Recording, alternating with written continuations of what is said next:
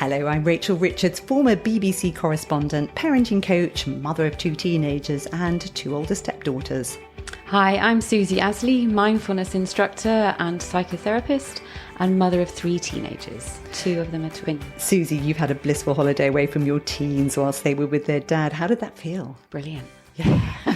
Wrong answer, maybe. Yeah, long time coming. You deserve every minute of it. We'll talk later about what you do when your teen doesn't want to go and stay with the other parent. But first, tell us about our latest bit of feedback, Susie. Yeah, we've had a really lovely comment from Andrea, who contacted us saying her daughter is suffering with anxiety. And she's off work for the summer, so has been listening to all of our podcasts and using them to help start a plan, which is brilliant. Here's what she said. The anxiety podcast was fab, even the bit at the beginning when you spoke about talking about porn to a child and said, I need a few moments of your time. It will be over quickly and you may squirm. Yeah, that was me on the way to school. My poor son. I said, bye, have a nice day. It's a really helpful way of putting it.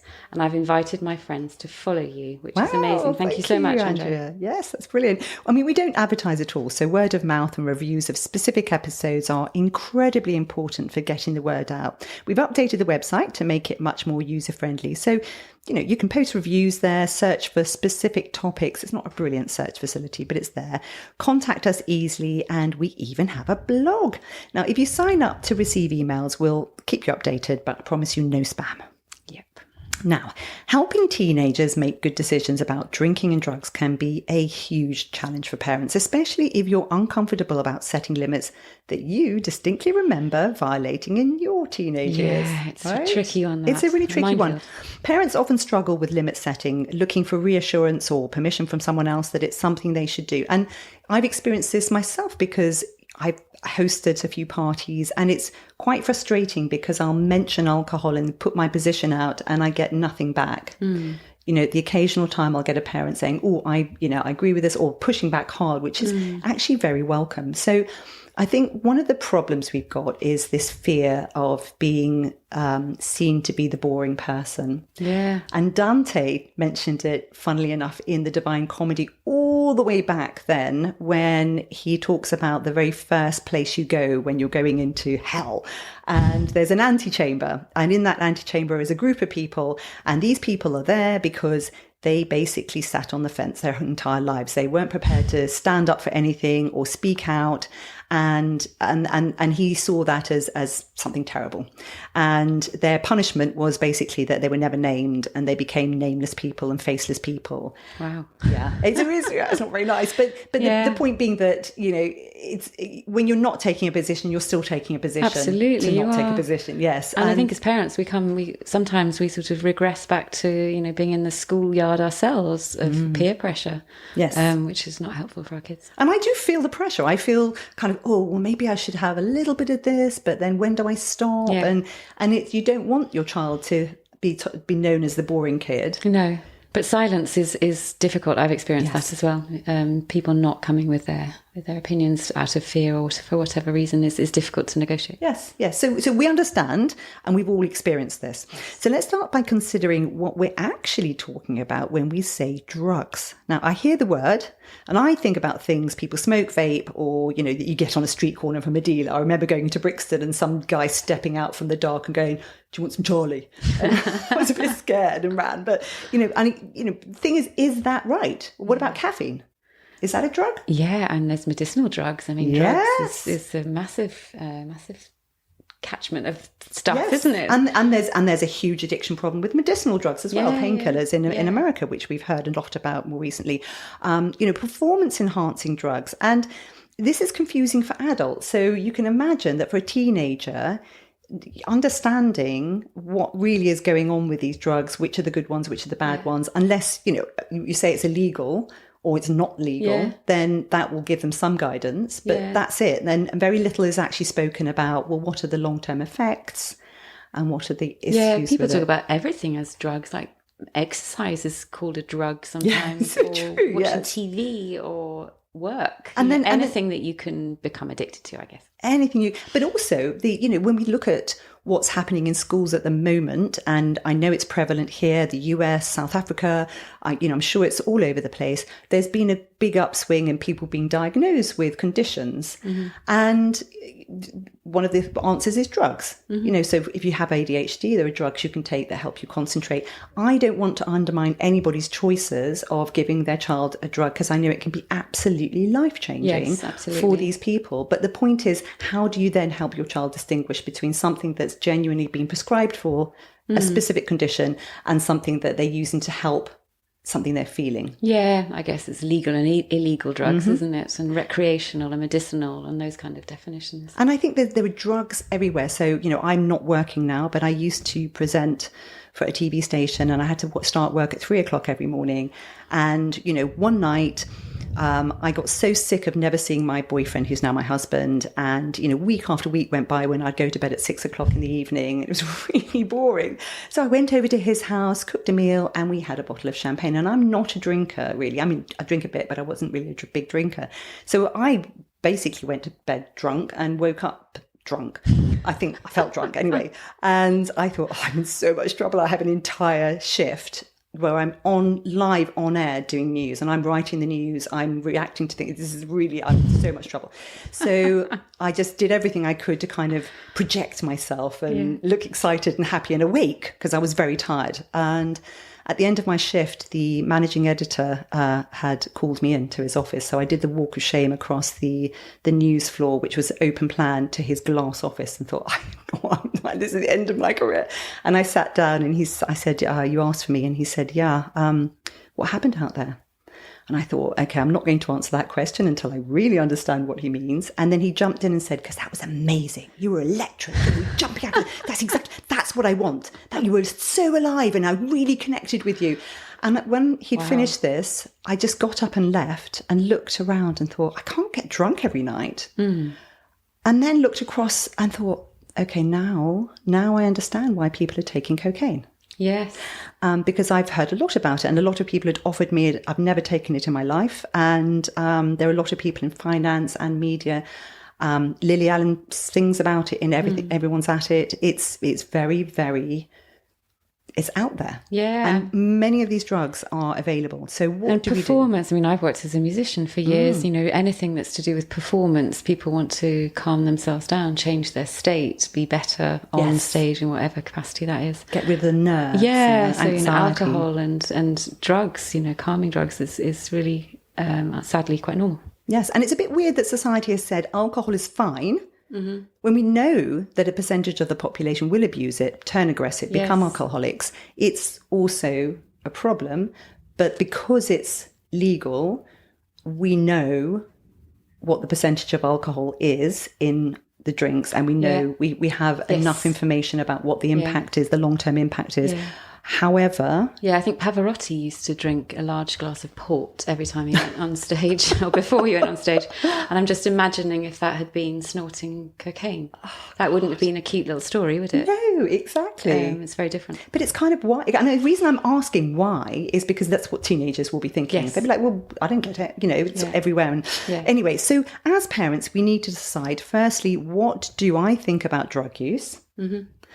Alcohol, vapes, smoking, all these other illicit drugs, and vapes, is that the nicotine in them is actually really strong. Yeah.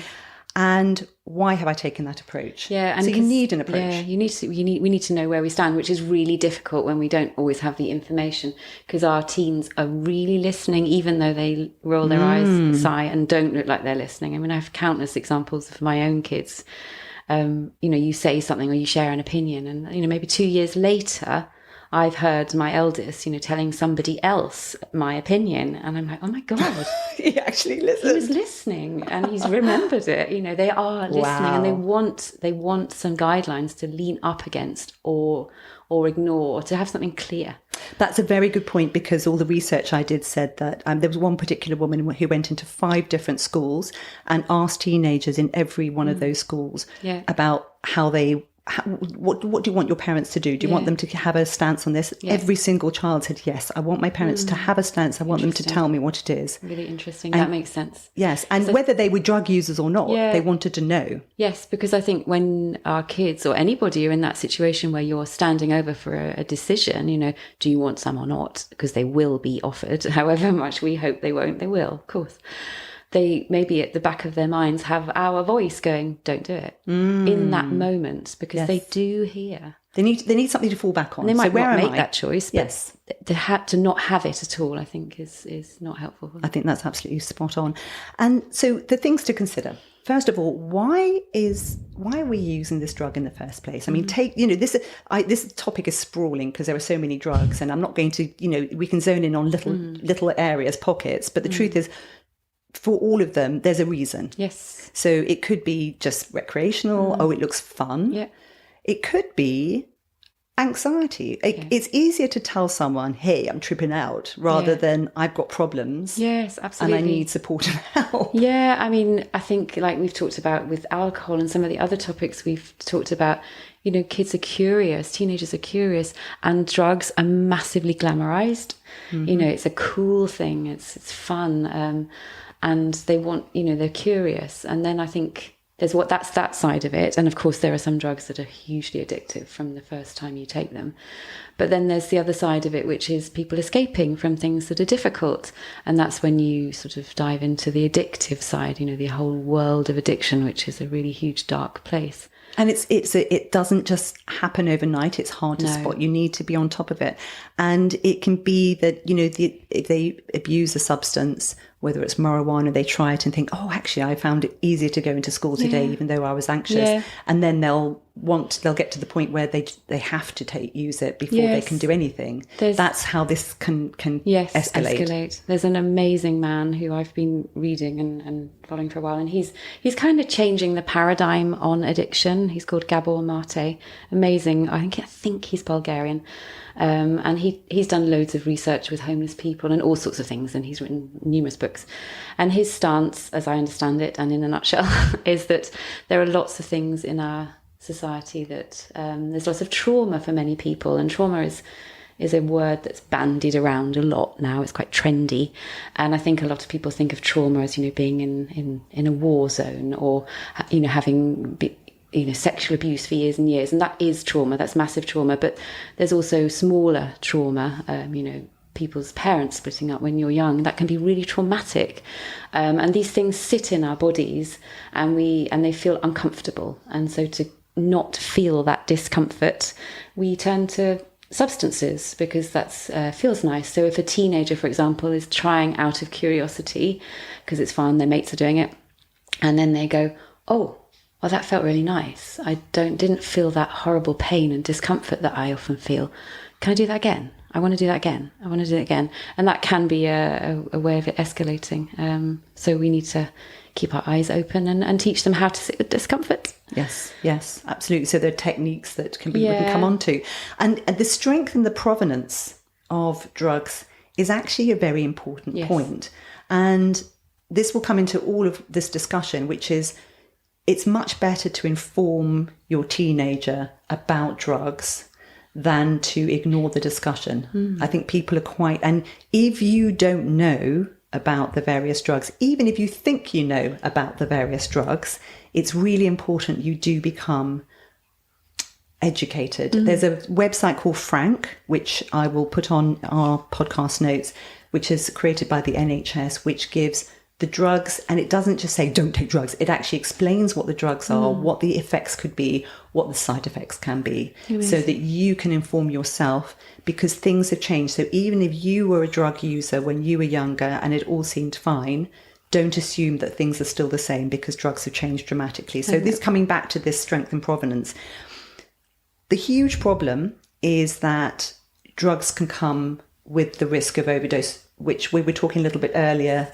before we came on air, and Susie said with alcohol there's very low chance that you're going to drink something unless you take 20 shots of vodka, in which case you could, we have seen situations with hazing where kids have died. It's unusual, but it's not. Whereas with drugs it really can be a problem, and one of the reasons for that is because we have a variability in body chemistry. There's an S curve of response. So I did study pharmaceuticals briefly at university. And the whole thing about our bodies is some people are highly responsive. Some people have almost no response. So there's your own body chemistry that's critically important. And, prescriptions are an art, they're not a science. So because you're dealing with somebody, so you'll look at somebody's weight and their body chemistry, but again, you're still quite trying to, it needs tweaking. Yes.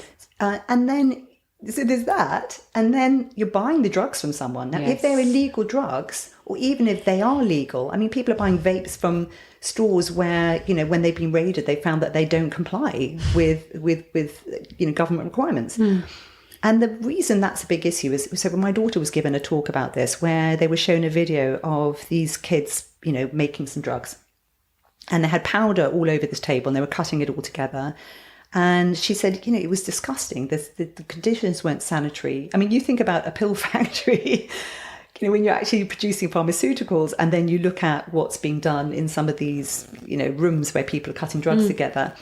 And then they just shove them all into a pill press, and then out pops a pill that looks like it's a proper pharmaceutical. It's terrifying because you've no idea what's in it. You don't know what's in it, and you don't know when you get, say, a bag of pills. I'm just imagining this, I've never had one, but let's say there are 4 pills in it, 4 kids. Each of those kids might get completely different doses, which is why we've had these stories where, this one person out of a group dies. Yes. Because they're the person who had all the drug, and then the other ones had almost nothing in it. Yeah, it's awful. It's awful. Somebody I remember, just remembering now, was talking years ago about trying to help kids, because I think that happens a lot at festivals. There are people at festivals and they're just handing these things out, and to encourage children, if they are really insisting that they want to try it, which is obviously not ideal at all, but to cut it up and just take a small part of it, because it's less likely to... That's a really interesting... I've never thought about that. Less likely to be fatal, I think, is the idea. If you do get a dodgy one, then, you'll probably be very ill, but... interesting advice. I mean, my eldest has just been to a music festival this summer, and I took the opportunity, knowing we were talking today, to talk to him and his girlfriend last night, and I have permission to share. And they are, thankfully, and I praise them massively for it, they're not into drugs at all. They're not interested, and they are everywhere, as we know. They were offered, they could have got loads, and they chose not to. And so my question to them was, why do you choose not to, really? What is it that's making you not? I think that's the interesting side. And my son is quite black and white in how he thinks, and he's just like, well, that's stupid. The consequences are... possible consequences are awful, so why would you? His girlfriend is really hardworking and wants to do lots of things in her life, and she's just not prepared to take the consequences of that not, of something bad happening. And then we talked about how their friendship group, the classic, their friendship group's not into it, and they both agreed that if they were, then it would be really easy to go down that road. It's almost like lucky. This is such an interesting point, and it is really important. It's important because it normalizes, if your group like these things, if your family are using drugs, it normalizes it. Totally. It makes, this is what everyone's doing. Yeah. And even Kate Moss, when she was interviewed on Desert Island, famous model, said, everyone was taking coke. I got a photo taken of me snorting it, and then it was put in the papers, and I thought it was really unfair because everybody else was doing it, but I was the person who was shamed. So if everyone's doing that, said, I have a friend whose son was in a group who were expelled from their school for doing ketamine, and he wasn't. And I said, why weren't you expelled? He said, because I don't touch it. And I said, really? So these are your close friends? And he said, yep. And I said, well, why not? And he said, because I did a research study on it and realised how damaging it can be, so I haven't touched it. Yes, amazing. So it's education. It's education. And actually, my son's girlfriend said she thinks, when they're educated, and they both seem to know quite a lot about the bad effects. I was really impressed. It was great. But she said, education, we need to be taught more, the bad consequences, the facts. And then people would, I remember scare campaigns when we were younger. Was it Just Say No for Zamo, Green Hill? Yes. I still have those images of these, heroin addicts on billboards.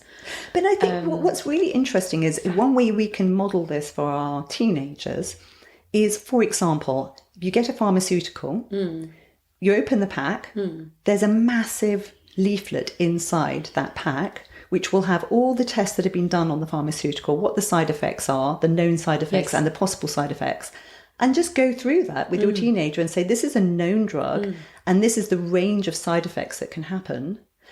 and you're buying something, potentially given something from somebody at a party who you don't know. Yes. Or if it's your friend, they'll go, it's fine, mate. Well, who did they get that drug from? Yeah. And just start questioning. Yeah. And I thought what was really interesting was you said at this festival there was a ketamine tent. I know. What? Yes, I was told there was a ketamine tent where with prices outside. So ketamine is a horse Wasn't expecting tranquilizer. that. Again, I know a bit about ketamine just because there have been a number of kids expelled from schools for using ketamine. I don't really understand why people would go down that path. And the reason I say that is because my 27-year-old stepdaughter knows 2 people, she said, in their 20s who are incontinent because they were using ketamine when they were younger. And it's a side effect, it's a known side effect of using ketamine. Now, ketamine is being experimented on by the pharmaceutical industry. They're trying to see whether it can have an impact on people who are suffering from depression. And they are, but this is a one-off dose. Okay. So the point being that you can say, it has this great impact. Well, let's let let's let them have a look at really. Yeah, absolutely. They're not talking about taking it regularly and they've got controlled doses. No. Don't start being your own pharmacist. I imagine it's easier to access or something, pragmatic that means that it's now being put in a tent with prices outside. I find that just unbelievable. But I think they could have got whatever they wanted, really. I think and that's didn't, absolutely right. which is brilliant. Yeah. And talking about the comparison between now and being younger. Now, I have already said I'm not a drug taker. So, you could say I don't know what I'm talking about. What is actually known is that in the past decade, the European Monetary Centre for Drugs and Drug Addiction found a 76% increase in people entering treatment for cannabis addiction. In the US, about 3 in 10 people who use marijuana have cannabis use disorder. And part of the problem is that the cannabis that people are smoking now is far more potent. So it's actually, and we've seen this creep in everything. Alcohol is far more alcoholic now. The wine that people are drinking, I've seen the percentages going up. So the thing to remember is, when you see these people smoking weed back in the 60s, it's not the same stuff. No, it's it's really important, Yes. actually. Yeah. So this is something that we really need to get our heads around. And the level of the worst area for psychosis in the whole of Europe is in South London, where they're smoking skunk. God, that's shocking. And it's because it's so, and psychosis is when you lose contact with reality, delusions, hearing voices, all this stuff. We live by a park, and you can smell it in the summer in our garden. It stinks, and you can smell it's really strong. It catches your throat, and you just think, smoking that every day, that is not going to be good for you. Well, Nature have found that it has an impact on grey matter, and what they found was that the things that really, really impact whether it affects your brain are frequency, strength, and the age at which you begin using the drug. Okay. So the reason that matters is because a teenager's brain, as we say almost every single episode, is being rewired very aggressively, really actively. And if you start playing with the pleasure receptors at that age, and you're giving them drugs and they can see that this is a path to lessening their anxiety or whatever, there's a very, very strong feedback loop that happens much more quickly in a teenager than it might in an adult. So the longer you can delay any experimentation in this, if at all, the better. Yeah. And the other thing is, I've had lots of conversations with my kids about this. There's an impact upstream. That, these drugs are, if they're an illicit drug, they're being traded somewhere. There are kids who are being used to carry these drugs. Yes. This is not something where you can say, it's fine. Yes. I'm just buying, it's guilt-free. It's not guilt-free. No, my 2, they're not both mine, but I talked to yesterday. That was mentioned when one of them was being explained about drugs at school once, that there's a whole industry that's awful, and there are, children being abused and women being abused. And that made quite an impact. That kind of information makes a huge impact on kids. Yeah. They know that. So talking about experimentation is a slippery slope. Parents have an idea about what it means. If they say, oh, I know you'll experiment. No. Don't even give them the sense that you think they're going to experiment. No. You need to be quite clear about it. If you don't want your child taking drugs, you say, I don't expect you to take drugs. Yeah. That said, we are in a difficult situation because what you want to do is you want to know that if your child does, they should come back to you. Yes. So you can keep the leash short and say, I don't, you can't, do not use these substances. But if you ever get into any tricky situation, call me and there'll be an amnesty. Yeah.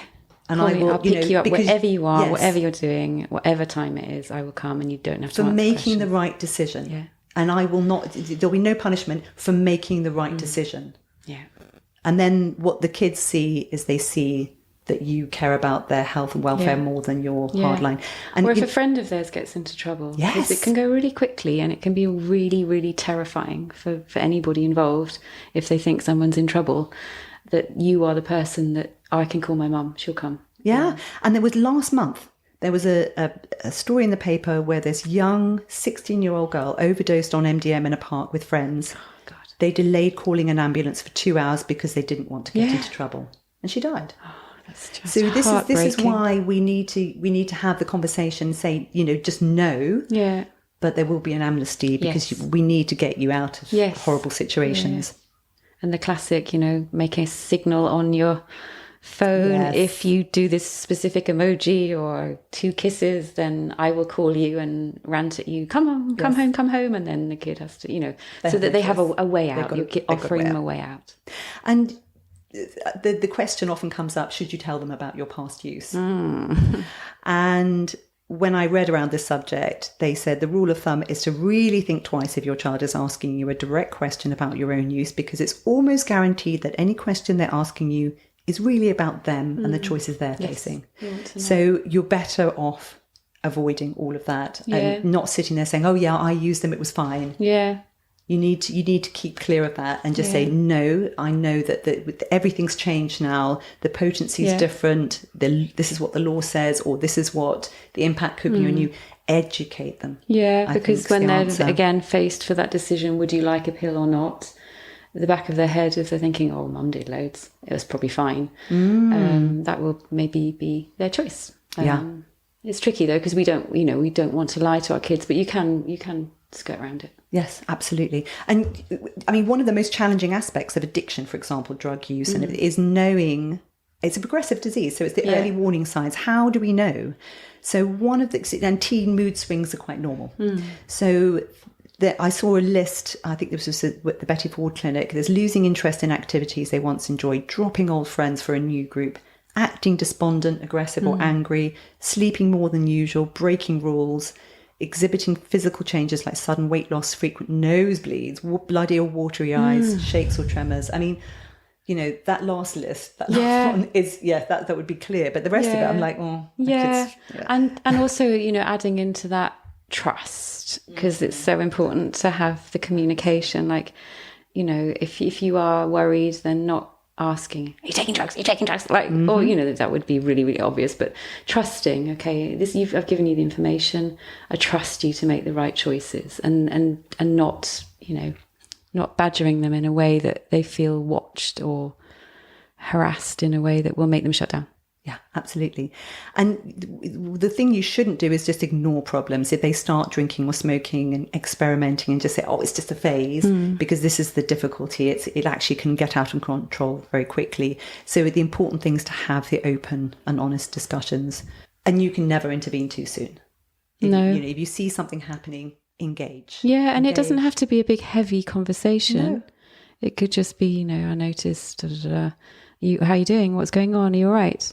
I think that's so spot on, because that's what I saw is actually, rather than making it into a massive intervention, have the casual conversation. Say, are you feeling bad? How are you feeling about life? Yeah. And how are you doing? Yes, absolutely. So the main factors that contribute to a heightened risk for addiction: family history of substance abuse. I mean, kids with first degree relatives who are alcoholics have 8 times the risk of developing alcoholism.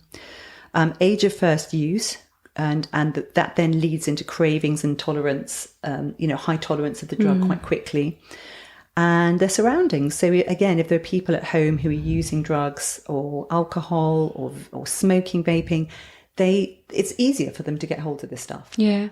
And if it's the really addictive stuff, I mean, all the things, you know, I hear mainly from the States, you know, the opiates, the awful trouble with that. I'm sure it's here as well.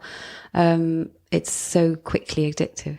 But again, you're more likely to have a huge addiction if you've already got underlying things that you're trying to work out, you know, emotional things. I think that's spot on. And so people with mental health problems are far more likely to abuse substances to try and get away from so it's just relief. It's trying to just engage. Yeah. Interestingly, with my older girls and the girls I have now, our policy has been keep them poor. So, you know, I talked about it. I can't remember the episode, but I did talk about giving them an allowance. Yeah. And that allowance was basically me adding up all the money I spend on their clothing, not school clothing, but other clothes, treats, anything like that. And I basically packaged it and said, right, that's your money now. I don't want to have to. And it's great because I don't have to. I just say, if they say I need money for this, I say, well, dip into your own account. Yeah. And my kids love it because they say it's really awkward if you get bought clothes from by a parent and you don't really like them and they've spent a lot of money, and I get the chance to make choices. So it's been very, very effective for both the younger kids, but also it just meant that my older kids even said to me, you know, we just didn't have any money. Yeah. So the choice was, do I buy these lovely clothes or spend my money on drugs? Yeah. And the thing is, you know, how are they paying for the drugs otherwise? And I know that babysitting, my daughter started babysitting. There's that, yeah. She gets paid way too much. Does she? Oh. So don't let them babysit. I thought you were going to say that she gets given the drugs at the babysitter. Oh, no, thankfully not that I'm aware of. So I think also, you know, what's portrayed in films, online, music, just check what are they accessing? What you're trying to do is look at the world, that the environment they're living in, and is this an environment which is very, you know, comfortable with drugs? And I think some of the urban landscapes can be more drug friendly. So I've had arguments with parents online where, and these are supposed to be friends of mine, where they just laugh at me and say, oh, you're just too uptight about drugs. Yeah. They can come around my house. I've got some great drugs for them if they want them. And I just say, well, no, thanks. I like my kind of parenting more. Thank you. Yeah, gosh. But there is that attitude with some parents. Yes. So just check the environment they're in. What are they accessing online? Yeah. What games are they playing? Yeah. You know, they are everywhere. So even if you think you live in a small village in the middle of nowhere, you're absolutely right. They're everywhere. Now, if you discover your child is taking drugs, don't panic. It's always the first answer, isn't it? Don't panic. Make sure that you engage, you lean in, be supportive of your child, try to understand why. They may be being bullied, stressed about school. You know, they'll talk more openly if they feel that they have a relationship with you where you're trying to support and help them rather than accuse them or shame them. Yes. And do your homework. So if you discover that there is access to drugs or they are using drugs, the thing to do is go to this Frank website or any of the other websites, find out as much as you can about the drug, and then just say to the kid, you know, so you're using it. Can you explain to me what the benefits are? What are you getting out of it? Yes. Okay, and do you know all the downsides? Yeah. Do you know the strength of what you're using? Do you know who you're sourcing it from? Do you know what the long-term impact is of it? Yeah. Because even if you just ask the questions rather than telling them, and they can't answer you, you just say, well, perhaps, you know, you should really be thinking this through because it could impact your health. Yeah, I think that's a great question. What's it giving you? Why are you doing it? What's the payoff for you? Because we don't do anything without a payoff. What's your payoff from doing that? How does it make you feel? And can we, maybe not, you know, access that in a different way, doing some sort of other activity? Yeah. And we talked about vaping in one of our previous episodes, and it's really interesting because I saw that I think it's the FDA tried to ban all Juul products. Juul products are the vapes that are quite strong. So my daughter was going to buy one and she was told by the newsagent that is not the way to stop smoking because the amount of nicotine in it is way higher than the cigarettes you were using. And a lot of vapes are. But there's now a building body of evidence that there's some real problems with vaping. Yeah. So, you know, once again, I put some stuff on our Instagram account, you know, with the that I found on Medscape, which is circulated amongst medical professionals. Brilliant. So, if anybody wants a bit more backup on that, we have the information. Brilliant. I actually had a conversation with one of my 14-year-olds the other day about vape, and he's appalled at how corrupt the vaping industry is. Oh, yes. At the age of 14, he's really aware that they are being completely scammed. Yes. And that it's, he's like, Mum, if a 40-year-old was giving up smoking, they're not going to want like a strawberry fizz flavour. It's for us, isn't it? Exactly. And they see it. They Yes. see it. And that's the most powerful. We've had feedback from people saying that when they have talked to their kids, their teenagers, about vaping, having listened to our episode, the thing that really hit home was that they're being manipulated. Yeah, he hated it. He was kind of like, they're trying to get us, Mum. I don't like it. Yeah, what self-respecting 30-year-olds going to go, well, I'm going to get... Yeah, it just doesn't really Strawberry add fizz up, for me. does it? So, yeah. So what sort of experience have you had with drugs? Are you a former or current drug user who feels relaxed and confident about your teens using, or are you completely opposed to any forms of substance use for modification of mood? We'd genuinely love to hear your different opinions on the matter. Yes, absolutely. Really, Absolutely. I'm this is a massive sprawling topic, and I really found it hard trying to pin down. Yes. And there's so many different perspectives yeah. based on so much, history background. We'd love to hear. Yeah, and so many different drugs as well. Yes. So if you found our podcast useful, do us a favour, click subscribe or even review us and tell your friends. Our website now has everything in one place, so do feel free to rummage around there and message us with any of your questions or tips or topics to cover. You can also reach us via our Facebook group or Instagram. We read everything. Now, Susie, back to your holiday. We've both been on holiday. It was great. You were away without your kids. Yes. And your kids went to visit their dad. They did, yes. Now, without divulging anything too personal, have you ever had to tackle what is a very common problem, which is when the teen decides that they don't want to go and see the other parent? Yep. Definitely. Yeah, I think my situation has been complicated. I'm sure that it's complicated for everybody. But I mean, their dad lives abroad. And one of them got it into his head. He was helped to have it in his head, which country he should live in at a very young age. So that was very difficult, a very difficult time, and that came up a few times. Maybe slightly different from living down the road, and I don't want to go and visit.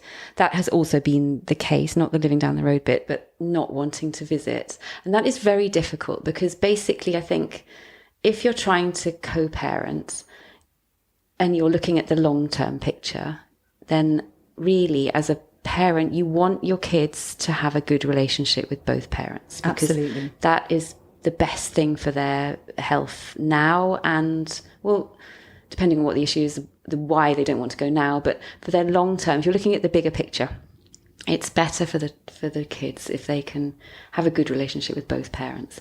And I think often because divorce is messy, difficult often, even when we try and make it not, there is often a sense of sort of, if we're really honest, a little bit of satisfaction that, oh, they like me more.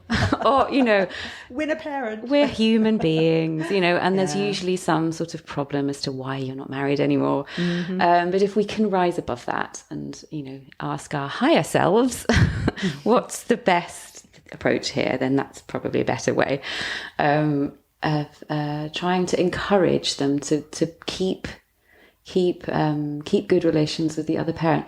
And again, it's all about communication. I would say, communication. What's the problem? Why don't you want to? What's the issue? And hopefully they can help with that. And also the idea that it's probably temporary.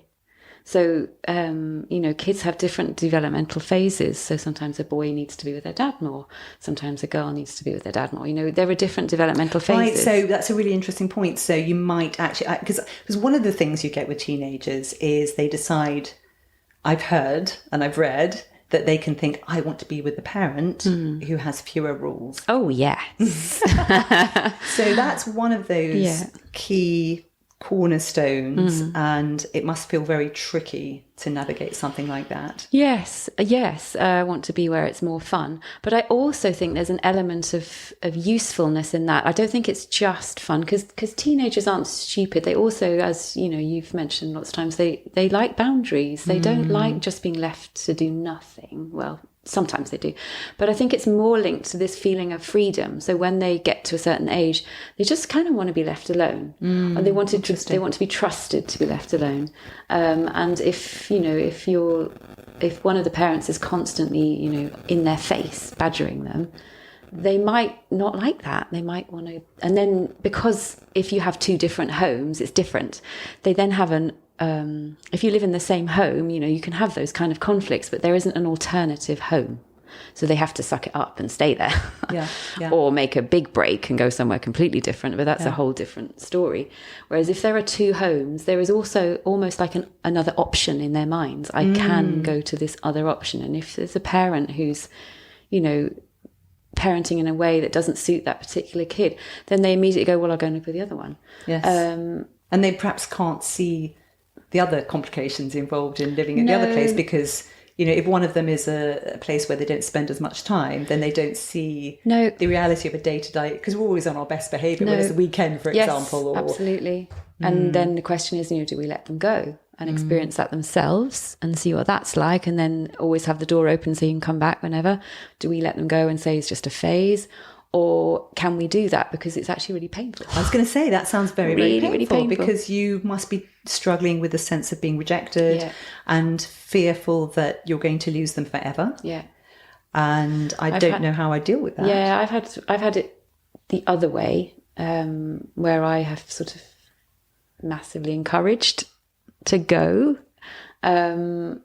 And then also the other way, where there's been the question of where do I want to live. It's been slightly different. I won't go into that now. That's been a bit different. But it's kind of that word that I really like as well, nudging. Nudging and trying to sort of be a safe space for all the stuff that might come up. And then taking care of yourself, because if you're the one who the kid is not wanting to live with, that really hurts. So finding a space to talk to somebody else about that, and not, clinging on to the kid and in a way that is not helpful for them, because it's not easy for them either. Well, perhaps, I looked at the Relate website, which has a really nice list of questions for the parent either the parent who's got the child where the child wants to stay with them, or the parent who has found that the child doesn't want to, the teenager doesn't want to go and live with them. And they were saying, it's good to have a casual conversation about, well, what was the last visit like? What did you like most about it? Was there anything that didn't work for you? And what could the teen suggest to make it feel better? Yeah, absolutely. Have a conversation with your kid, and they're often, I don't know, they can be quite black and white. So sometimes the reason can seem really crazy simple. Like if for example, if it's your kid who's saying, I want to go and live with the other parent, ouch, painful. Sit down, say, what do you like about being with the other parent? What is nice about it? And then what don't you like about being here? And try and be as open as possible, so they can, the whole gulp. Yeah, what don't you like? What am I doing? What am I doing that is making you uncomfortable here? What am I doing that you are resisting? What are my habits that are pissing you off? And be willing to hear. Yes. And then say, okay, well, some of the things will be, I can change that. That's easy. I can change that. And it might kind of ease off quite quickly. Yes. They could be unhappy with the rules they're having to follow at home, or that it could be that, the parent they don't want to stay with, they're finding their friends, their school, their social activities just aren't there. And they feel that they're disconnected from the stuff that really matters to them. And sometimes it's things like, and this wouldn't be the only reason, because they are, they're teenagers, but, dad has better snacks, Could be, it wouldn't be, I'm me being a bit flippant here, but sometimes they can get like a catalogue in their heads, Yes, it's about getting in there and understanding what's really good. Because I think we always jump to a conclusion about the way that we feel that they're seeing things is really important. My daughter, aged 7, said she wanted to go to boarding school. Wow. I said to her, what am I doing wrong? Why do you want to leave me? And she said, no, it just looks really fun. And she'd been reading books like Mallory Towers. Yeah. So it's rather than feeling that emotional gut response where you feel punched. Where we take it massively personally. Yes. And there is an element of it being personal, of course there is, but it's absolutely not just that. But I think also coming back to the discussion we had about the teenager who seemed to favour another parent, it's a little bit similar, but actually it's hard if you've separated or you're divorced, like you said, because there's probably a reason. But actually being able to big up what the other person is doing for your teenager, because the truth is sometimes the other person is a disciplinarian, or sometimes they fly off the handle really quickly, and you can say, I empathise with that. That must be really hard, but here are the benefits to spending time with them, and actually spending time with someone who does that. Obviously you don't want them to be in a toxic environment. No. You just say spending time with someone who does that is going to teach you coping skills because you will always meet people like that your whole life. And the truth is they do love you. They're just and that's a really important point. If there's any snifter of abuse or anything, anything awful, then of course that's a completely different story. But I always kind of use if they come to me with something that they don't like, I just say, well, I'm sure there's a good reason for that. I'm not sure what that is, but I'm sure there's a good reason for it. And just remember, you're very loved. And also consider whether any of the things you're saying might be leading them to feel that way. Or just your vibe. or that you just look a bit sad and depressed, and then they don't want to leave you because they feel, and they don't want to tell you, but they feel sorry for you. That's a really good important point as well. Like, when I have my kids most of the time because their dad lives abroad, and then pre-COVID they would go for half the summer holidays, and they've just done that again now for going for that longer chunk this year. And I've always told them what I'm doing when they're away. I'm going to do this. I'm going to miss you because it's nice to know you're going to be missed. But I'm going to miss you, and I can't wait till you come home. And I'm doing this, this, and this, and this. So I'm going to be really busy, and I'm really excited about what I'm going to do. So they get both. So they're not thinking I'm sitting at home crying, and my life only exists when they're in it, because that makes them feel rubbish. And I'm doing fun stuff as well. And I want them to come home, and I miss them. It can be both. Absolutely. I think it's also really important and difficult to do in this situation that for many of us as mothers, and I'm sure fathers have this too, but I think mothers, we talked about it in the mum guilt thing, it's different. Our identity is very much wrapped up in being a mother. And I'm not belittling fathers in that way, but it's maybe slightly different. So if our child says they don't want to live with us, then it's really difficult. So who am I if my child is not wanting to live with me? How bad a person? Where does that leave me? Because, we know that they're going to be leaving home relatively soon, maybe going to college or whatever they choose to do. But that's a natural, organic progression. Whereas if they say, age 16, 17, I don't want to live with you anymore, and my identity is a mum, then, where does that leave me? And that's incredibly painful. And maybe we need to sit with that, or get help to sit with that and process that, because it's probably just a phase, or talk, but don't go, that will cause a painful reaction, and we need to allow that to subside before we can tackle the actual issue. And I think actually on the flip side, for men, the problem with our society and the way it's set up is, like you said, for a mother, she feels that this is very much her identity, and there are all sorts of sort of ideas about what that role should be. For the men, if they are finding they're struggling to access their teenagers or their children, they've got quite an uphill struggle, because there's this assumption that, the mother's the person that they should be with, and sometimes that's not right. No. Or the teenager doesn't really want, if you've got, for example, a mother who's suffering with substance abuse, and it's become a very difficult situation. That said, the teenager will probably still want to see their mother. I know an example of this where even though they're aware that it's not a good situation, they still love their mum. They still want to be with them. Yes, even but when maybe not all the time. Yeah, even when they push one of the parents away because maybe, their chemistry isn't great together. We have different personalities, we have different stuff. We get on better with different people.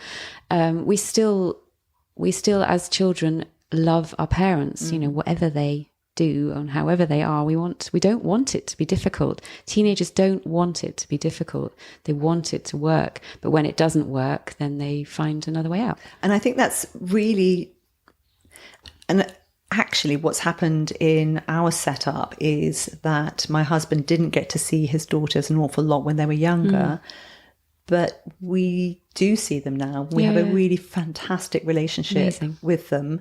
And they come home, they'll pop around, they'll drop their stuff off, or they'll come in and, my older daughter has a new boyfriend. She called us and brought him round. Oh, that's so and lovely. we love him. And so actually it can all change. Don't think that it's set in stone. It's if it's never all too going late. wrong right now, they still need that parent, and they still will have a yearning for that parent. Yeah, forever. It's never too late. Unless you make them feel terrible about themselves. Yes. So the critical thing is just trying to build a connection, trying to understand them, and then at some point they'll want you. Yeah, they'll come back in whatever way works for your setup. Well, we're going to stay on this sort of topic in our next episode because Louise has asked us to talk about one of the things that can put a huge strain on anyone's relationship, and that's coping with a different parenting style from your partner. And the children then probably don't know where the boundaries are as a result. And this is actually for teenagers in particular, it can become really fraught. Yeah. So we will have a conversation about that and do some research into that. Also, how do you talk to your teens about their future when they're worrying about their exams and choices? My daughter's just got one of her exams today, her results, but they don't know what they want to do, which has been a refrain that my teenagers often bring up. They want something they're aiming for. Yeah. Because otherwise, why are they doing these exams? Yes, to make it meaningful. And then they feel like they're going to enter the adult world and have they think that you have to have a career path. So we'll talk about that. And that was Gail who suggested that. Now, that's it for now. Don't forget to subscribe so that you don't miss an episode. And if you want to get in touch with Susie, you can do so via her own website, which is susieasleymindfulness.co.uk. Lots of tips and ideas about mindfulness from her. And until next time, goodbye. Goodbye for now.